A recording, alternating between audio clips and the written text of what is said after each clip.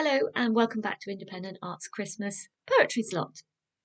Today I'm going to read a poem which I'm sure most of you know very well.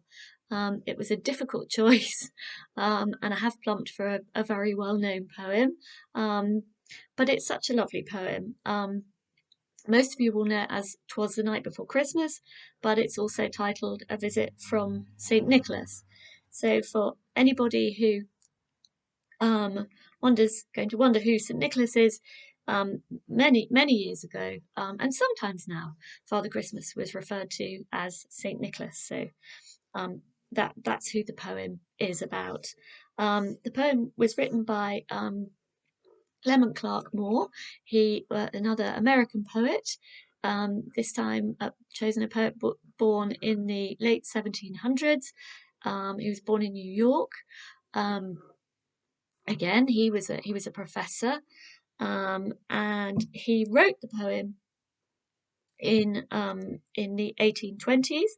The poem was published anonymously in the 1820s, and Moore didn't actually acknowledge the poem until the 1840s, when he acknowledged that he was the author.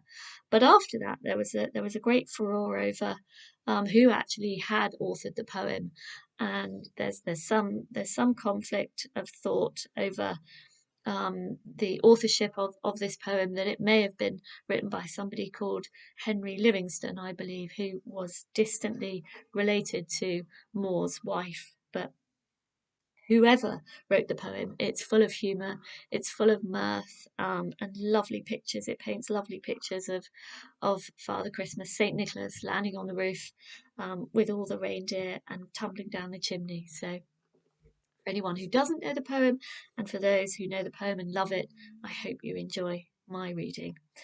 A Visit from St. Nicholas by Clement Clarke Moore.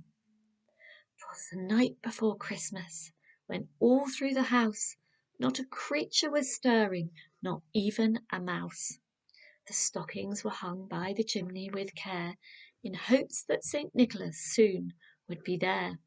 The children were nestled all snug in their beds, while visions of sugar plums danced in their heads.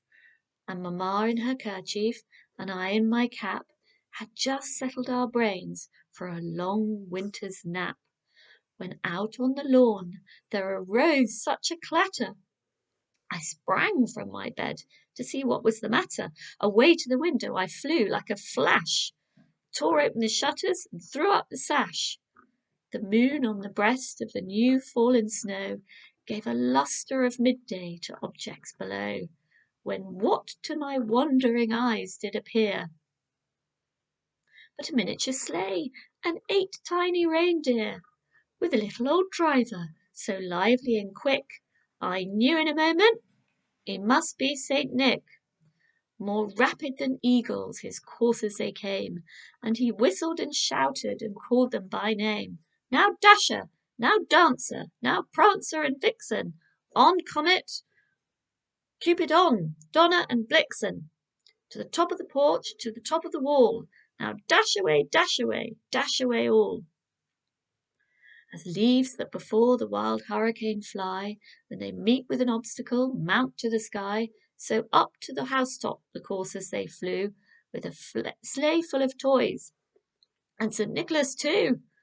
And then in a twinkling I heard on the roof the prancing and pawing of each little hoof.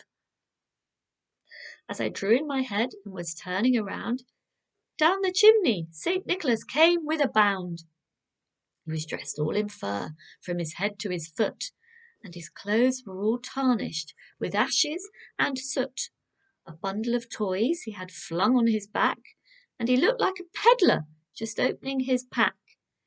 His eyes, how they twinkled, his dimples, how merry, his cheeks were like roses, his nose like a cherry. His droll little mouth was drawn up like a bow, and the beard on his chin was as white as the snow. The stump of a pipe he held tight in his teeth, and the smoke it encircled his head like a wreath. He had a broad face and a round little belly that shook when he laughed like a bowl of full jelly. He was chubby and plump, a right jolly old elf, and I laughed when I saw him in spite of myself. A wink of his eye and a twist of his head soon gave me to know I had nothing to dread. He spoke not a word, but went straight to his work, and filled all the stockings, then turned with a jerk, and laying his finger the side of his nose, and giving a nod, up the chimney he rose. He sprang to his sleigh, to his team gave a whistle, and away they all flew like the down of a thistle. But I heard him exclaim, ere he drove out of sight, "Happy Christmas to all, and to all a good night." I hope you enjoyed that poem, and a Merry Christmas to you all.